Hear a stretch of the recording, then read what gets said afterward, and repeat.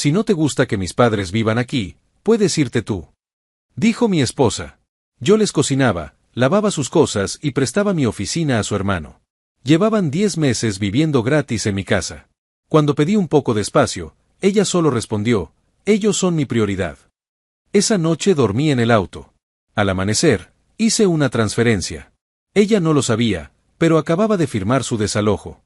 El frío del asiento del conductor me despertó a las 5 de la mañana. Mi espalda gritaba de dolor y tenía el cuello torcido en un ángulo que no debería ser humanamente posible. Por un segundo no recordé dónde estaba. Luego todo volvió como una bofetada. Mi propia esposa me había echado de mi propia casa. Me quedé ahí sentado viendo mi casa a través del parabrisas empañado. Podía ver la silueta de alguien moviéndose en la cocina. Probablemente mi suegra preparando su té matutino como si fuera la dueña del lugar. Porque básicamente lo era. Todo comenzó hace 10 meses. 10 malditos meses que se sintieron como 10 años. Carmen llegó a casa ese martes con cara de preocupación. Sus padres tenían problemas financieros. El negocio de su padre no iba bien y necesitaban un lugar donde quedarse por unas semanas. Solo hasta que se reorganizaran. Unas semanas, dijo. Yo quería ser el buen yerno. El esposo comprensivo. Así que dije que sí. Después de todo, era una situación temporal. Ayudaríamos a la familia y todos estaríamos bien. ¡Qué ingenuo fui! Los primeros días fueron normales. Don Roberto y doña Marta se disculpaban constantemente por las molestias. Compraban sus propios víveres. Limpiaban después de cocinar. Se portaban como huéspedes agradecidos. Pero algo cambió en la tercera semana. Primero fue sutil. Doña Marta empezó a reorganizar mi cocina. Para ser más eficiente, decía. Don Roberto comenzó a cambiar los canales del televisor sin preguntar. Carmen decía que era normal, que se estaban sintiendo más cómodos. Cómodos era poco. Para el segundo mes ya habían tomado control completo de la sala principal. Don Roberto tenía su sillón favorito. Doña Marta había cambiado las cortinas porque las mías no le gustaban. Y yo me encontraba pidiendo permiso para usar mi propio televisor. Pero el momento en que realmente entendí lo que estaba pasando fue una noche de miércoles. Llegué del trabajo cansado y con hambre. Fui a la cocina a prepararme algo y doña Marta me interceptó. No hay suficiente pollo para todos, me dijo. Ya serví los platos para Roberto, Carmen y yo. Hay un poco de arroz que sobró si quieres. En mi propia casa. Con comida que yo había comprado. Me estaban racionando la cena. Carmen estaba en la mesa riéndose de algo que había dicho su padre. Cuando le conté lo que había pasado, me miró como si fuera un niño haciendo berrinche. Mamá está tratando de administrar mejor la comida, me dijo. Es por el bien de todos. Esa noche me acosté con el estómago vacío y una sensación extraña en el pecho. Como si fuera un intruso en mi propia vida. Las semanas siguientes fueron una película de terror en cámara lenta. Cada día perdía un poco más de territorio. Cada día me sentía más como un empleado en mi propia casa. Doña Marta empezó a despertarme a las 6 de la mañana para que fuera al supermercado antes del trabajo. La lista de compras crecía cada semana. Comida que yo no comía. Productos de limpieza carísimos. Cremas y medicamentos para don Roberto. Un día sumé los recibos. $300 semanales en comida para 4 personas. Antes gastaba 150 para Carmen y yo. Cuando intenté hablar con Carmen sobre los gastos, me dijo que era temporal. Que en cuanto sus padres se estabilizaran todo volvería a la normalidad. Pero para el cuarto mes, don Roberto había convertido mi estudio en su centro de operaciones. Tenía papeles por todas partes. Usaba mi computadora para sus cosas. Mi escritorio estaba lleno de sus proyectos. Y entonces llegó Miguel. El hermano menor de Carmen apareció un sábado con 2 maletas y una sonrisa. Había perdido su apartamento y necesitaba un lugar donde quedarse mientras conseguía trabajo. También temporal, por supuesto.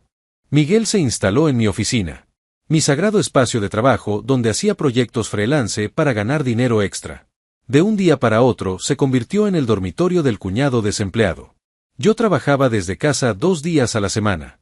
Ahora tenía que ir a cafeterías porque Miguel dormía hasta el mediodía y necesitaba silencio. Para el 6.º mes ya éramos 5 personas en una casa diseñada para 2. 5 personas usando mi internet. Comiendo mi comida. Usando mis servicios. La cuenta de electricidad se duplicó. El agua se triplicó. El internet se volvió lentísimo porque todos estaban conectados todo el tiempo. Y yo pagaba todo. Cuando pedí que contribuyeran con los gastos, don Roberto me explicó pacientemente que estaban pasando por dificultades, que en cuanto mejorara su situación nos compensarían por todo. Carmen respaldaba cada palabra. Mi esposa, que se suponía era mi compañera, mi equipo, se había vuelto la vocera oficial de los parásitos que habían invadido mi hogar. Para el 8º mes yo era oficialmente el sirviente de la casa. Me despertaba a las 5:30 para preparar desayuno para 5 personas. Lavaba la ropa de todos porque doña Marta se quejaba de que no sabía usar mi lavadora correctamente. Limpiaba los platos porque Miguel era alérgico al detergente. Miguel que no tenía trabajo, pero sí tenía alergias muy específicas y una colección impresionante de excusas. El punto de quiebre llegó hace 2 semanas. Llegué a casa después de un día horrible en el trabajo. Solo quería ducharme y relajarme en mi oficina. Pero Miguel estaba ahí con 2 amigos jugando videojuegos en mi computadora. Les pedí que me dieran un momento para usar mi propio espacio. Miguel me miró como si fuera loco. Es que estamos en medio de una partida importante, me dijo. Ya casi terminamos. 3 horas después seguían ahí. Cuando finalmente exploté y le dije a Carmen que esto era ridículo, ella me llevó al cuarto y cerró la puerta. Su familia estaba pasando por un momento difícil, me dijo. Yo estaba siendo egoísta. Ellos necesitaban nuestro apoyo. Nuestro apoyo. Como si ella hubiera contribuido con un centavo. Anoche fue la gota que derramó el vaso. Llegué a casa y no había agua caliente. Resulta que don Roberto había decidido remodelar el baño de huéspedes y había desconectado algo mal. Toda la casa sin agua caliente un viernes por la noche. Le dije a Carmen que ya era suficiente. Que necesitábamos hablar seriamente sobre límites y tiempo. Que 10 meses era demasiado tiempo para huéspedes temporales. Su respuesta me partió algo por dentro. Si no te gusta que mis padres vivan aquí, puedes irte tú. Así de simple. Así de fría. Le recordé que era mi casa. Que yo pagaba todo. Que me había vuelto un extraño en mi propio hogar. Ellos son mi prioridad, me dijo. Si no puedes entender eso, entonces quizás necesitas repensar qué es importante en la vida. Esa noche dormí en el auto. El dolor en mi espalda era nada comparado con la humillación que llevaba cargando estos últimos meses. Mientras estaba ahí sentado en mi Honda Civic a las 5 de la mañana, recordé exactamente cómo había llegado a convertirme en el empleado doméstico no remunerado de mi propia familia. Mi día típico comenzaba a las 5:30. No porque quisiera, sino porque doña Marta había decidido que el desayuno debía estar listo a las 7 en punto. Todos tenían horarios diferentes y yo tenía que acomodarme a cada uno. Don Roberto quería huevos revueltos con jamón. Doña Marta solo comía avena con frutas frescas. Carmen había desarrollado súbitamente intolerancia al gluten, así que necesitaba pan especial que costaba $8 la hogaza. ¿Y Miguel? Miguel quería pancakes. Desde cero. Porque los de caja no sabían igual. Yo me comía lo que sobraba. Si sobraba algo. Después del desayuno venía la primera ronda de limpieza.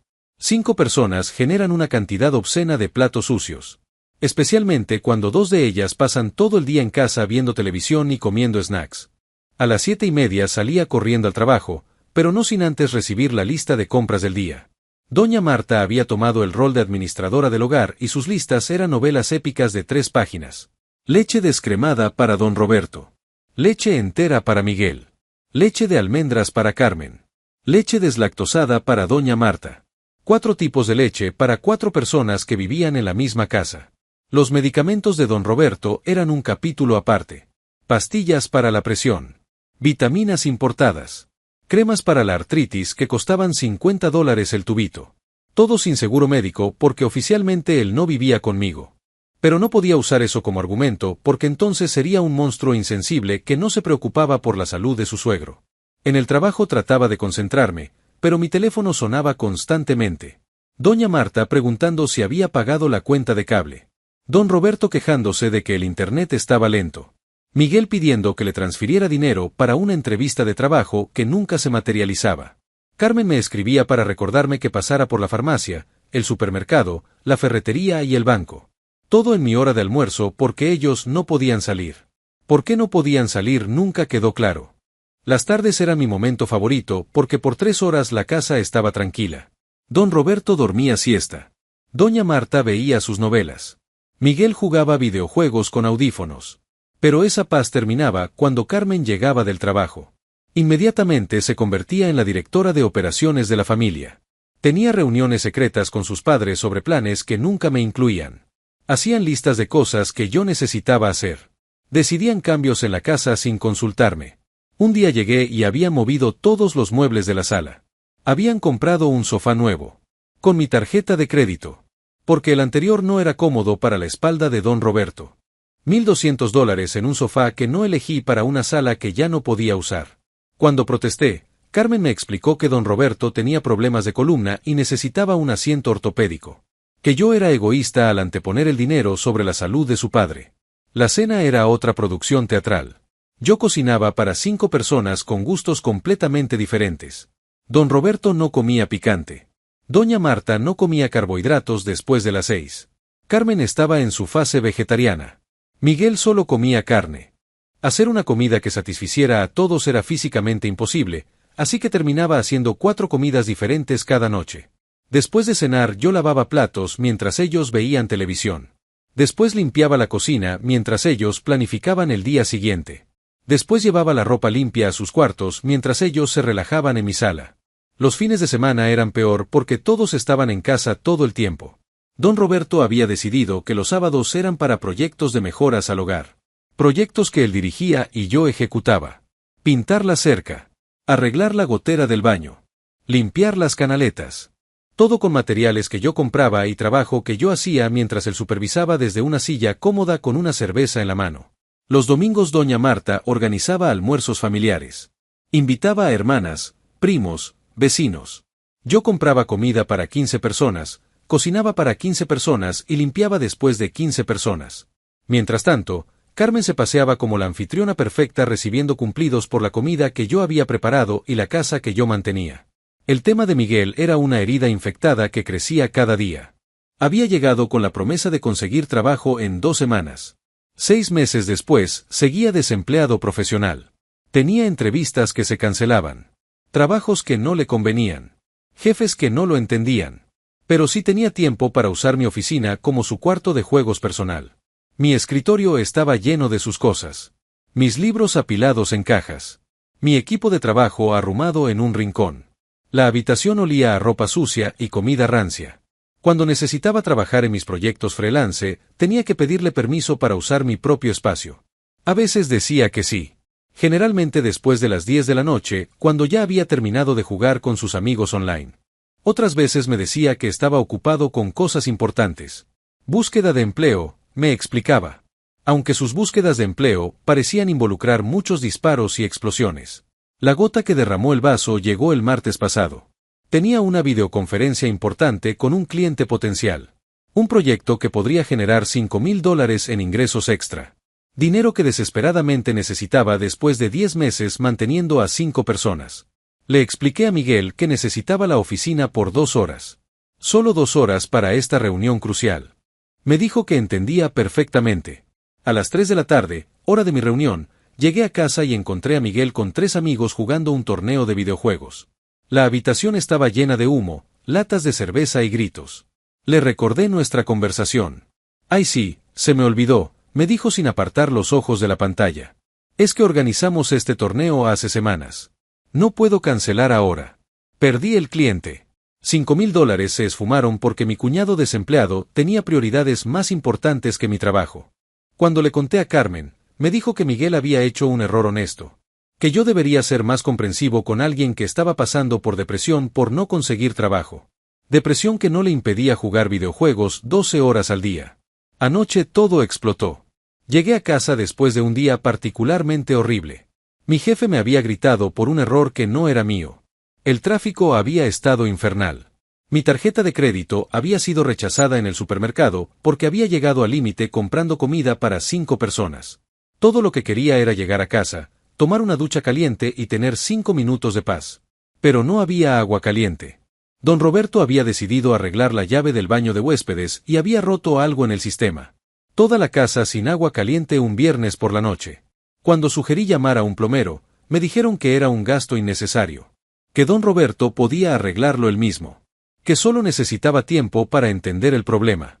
3 horas después seguíamos sin agua caliente y don Roberto seguía jugando con las tuberías como si fuera un rompecabezas divertido. Ahí fue cuando exploté.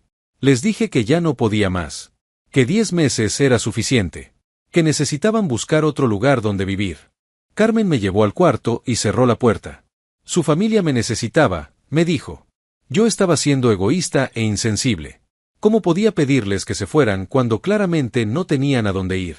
Le expliqué que me había convertido en el sirviente de mi propia casa. Que trabajaba todo el día para mantener a personas que no contribuían en nada. Que había perdido mi espacio, mi dinero y mi dignidad. Su respuesta me congeló la sangre. Si no te gusta que mis padres vivan aquí, puedes irte tú. No era una sugerencia. Era una orden. Le recordé que era mi casa. Mi nombre en la escritura. Mi dinero pagando todo. Ellos son mi prioridad, me dijo con una frialdad que no había visto antes. Si no puedes entender eso, entonces quizás necesitas repensar qué es importante en la vida. Esa noche dormí en el auto. Pero mientras estaba ahí tiritando en el asiento del conductor, algo cambió en mi mente. Ya no era tristeza ni frustración. Era claridad. Las primeras luces del amanecer empezaban a filtrarse por el parabrisas cuando finalmente entendí lo que tenía que hacer. No era rabia lo que sentía. Era algo mucho más poderoso. Era la claridad que viene después de meses de vivir en la niebla de la negación. Carmen había elegido su bando. Sus padres eran su prioridad. Miguel era su prioridad. Yo era solo el tipo que pagaba las cuentas. Pero había algo que ellos no sabían. Saqué mi teléfono y busqué el contacto de James Morrison. Mi abogado. El mismo que había manejado la compra de la casa hace 4 años. 3 semanas atrás, después del incidente con Miguel y la videoconferencia perdida, había tenido una conversación muy interesante con James. Una conversación que Carmen no sabía que había ocurrido. Le había contado mi situación. La familia que no se iba. Los gastos que se multiplicaban. La pérdida total de control sobre mi propio hogar. James me había dado una información muy valiosa. La casa estaba completamente a mi nombre. Carmen nunca había firmado nada. Legalmente, yo era el único propietario. Podía hacer lo que quisiera con mi propiedad. Incluso venderla. Esa mañana, sentado en mi auto mientras mi esposa dormía cómodamente en la cama que yo pagaba, tomé el teléfono y abrí mi aplicación bancaria. No iba a transferir dinero. Iba a transferir la escritura de la casa. 3 semanas atrás había puesto la propiedad en el mercado de manera discreta. James conocía a un inversionista que compraba casas rápido y en efectivo. Sin preguntas. Sin complicaciones. La oferta había llegado el miércoles pasado. $150,000. 25,000 menos que el valor de mercado, pero dinero inmediato y sin problemas. Había estado esperando el momento correcto para aceptar. Ese momento había llegado. Con dedos sorprendentemente firmes, acepté la oferta y autoricé la transferencia inmediata de la escritura. El comprador ya había depositado el dinero en una cuenta de garantía. Solo faltaba mi aprobación final. La transacción se completó a las 6:47 de la mañana. En menos de 5 minutos, la casa donde Carmen y su familia habían vivido gratis durante 10 meses ya no era mía. Y por lo tanto, ya no era de ellos tampoco. El nuevo propietario era un inversionista que renovaba propiedades para revender. James me había explicado que su método era simple: compraba, desalojaba inmediatamente, renovaba rápido y revendía. Los nuevos inquilinos tenían exactamente 30 días para desocupar. Sin excepciones. Mi teléfono vibró con una notificación de la transferencia bancaria. $150,000 acababan de aparecer en mi cuenta. Más dinero del que había tenido en años. Dinero que habría tenido mucho antes si no hubiera estado manteniendo a una familia entera de parásitos. Me quedé ahí sentado por 1 hora más, viendo la casa que ya no era mía. Viendo las luces que se encendían una por una mientras sus habitantes temporales comenzaban su rutina matutina. Una rutina que terminaría muy pronto. A las 8, Carmen salió corriendo hacia su auto. Tarde para el trabajo como siempre. No me vio sentado ahí. No tenía idea de que su mundo acababa de cambiar completamente. A las 8:30, don Roberto salió a recoger el periódico en su bata de baño. Su periódico en el porche de una casa que ya no era nuestra. A las 9, doña Marta abrió las cortinas de la cocina. Las cortinas que había cambiado sin mi permiso en una casa que ahora pertenecía a un extraño. Mi teléfono sonó. Era James. Todo listo, me dijo. Los papeles del desalojo se entregarán esta tarde. El nuevo propietario quiere que la propiedad esté vacía para el 1 del próximo mes. 30 días. Tenían 30 días para encontrar otro lugar donde vivir. Exactamente el mismo tiempo que me habían prometido cuando llegaron hace 10 meses. La ironía era deliciosa. Arranqué el auto y manejé hacia la oficina. Por primera vez en meses no tenía que parar en el supermercado. No tenía que comprar medicamentos carísimos. No tenía lista de mandados de 3 páginas. Por primera vez en meses, mi tiempo era mío. En el trabajo actué normal. Contesté emails. Asistí a reuniones. Nadie sospechaba que acababa de desalojar a mi propia familia. A las 2 de la tarde recibí la primera llamada. Era Carmen. Su voz sonaba extraña. Confundida. Llegaron unos hombres a la casa, me dijo. Dicen que tienen papeles de desalojo. Que la casa se vendió. Debe ser un error. No es un error, le dije con una calma que me sorprendió. ¿Qué quieres decir que no es un error? Vendí la casa esta mañana. Tienen 30 días para mudarse. El silencio del otro lado del teléfono duró una eternidad. No puedes hacer eso, me dijo finalmente. Es mi casa también. No, le expliqué pacientemente. Es mi casa. Mi nombre en la escritura. Mi dinero en los pagos. Mi decisión venderla. Estás loco, me gritó. No puedes dejarnos sin hogar. Somos tu familia. Ustedes me dejaron sin hogar anoche, le recordé. Me dijiste que si no me gustaba podía irme. Así que me fui. Y me llevé mi casa conmigo. Colgué antes de que pudiera responder. Las siguientes llamadas vinieron en rápida sucesión. Don Roberto tratando de sonar autoritario. Doña Marta llorando. Miguel preguntando si era una broma. A todos les di la misma respuesta, 30 días. Esa noche me quedé en un hotel. Un hotel agradable con agua caliente ilimitada, servicio a la habitación y nadie pidiendo que comprara medicamentos o cocinara para 5 personas. Por primera vez en 10 meses, cené lo que quise. Vi la televisión que quise. Dormí sin interrupciones. Mi teléfono vibró toda la noche con mensajes de Carmen. Súplicas. Amenazas. Promesas de que todo cambiaría. Demasiado tarde. Al día siguiente, Carmen apareció en mi oficina. Tenía los ojos rojos y parecía no haber dormido. No podemos conseguir un lugar en 30 días, me dijo. Especialmente para 5 personas. Y no tenemos dinero para depósito. Debieron pensar en eso antes de convertirme en su empleado doméstico, le respondí. Pero somos familia, me suplicó. La familia no trata así a la familia, le dije. La familia contribuye. La familia respeta. La familia no explota. Carmen se fue llorando. 3 días después recibí los papeles del divorcio. Los firmé inmediatamente. A veces las personas más cercanas son las que más te traicionan. No permitas que nadie, sin importar qué tan cerca esté de ti, convierta tu generosidad en su derecho adquirido. El amor verdadero no explota. No abusa. No toma sin dar nada a cambio. Y recuerda, tu hogar es tu santuario. Cuando alguien te hace sentir como un extraño en tu propia casa, ya es hora de decidir quién se va realmente. Porque al final, la dignidad perdida es más cara que cualquier casa. Si te gustó esta historia de venganza y justicia poética, no olvides suscribirte a Ecos de Historia para más relatos que te harán reflexionar sobre las relaciones humanas y las decisiones que cambian vidas para siempre. Dale like si crees que tomé la decisión correcta, y cuéntanos en los comentarios, ¿qué habrías hecho tú en mi lugar? Nos vemos en la próxima historia. ¡Hasta pronto!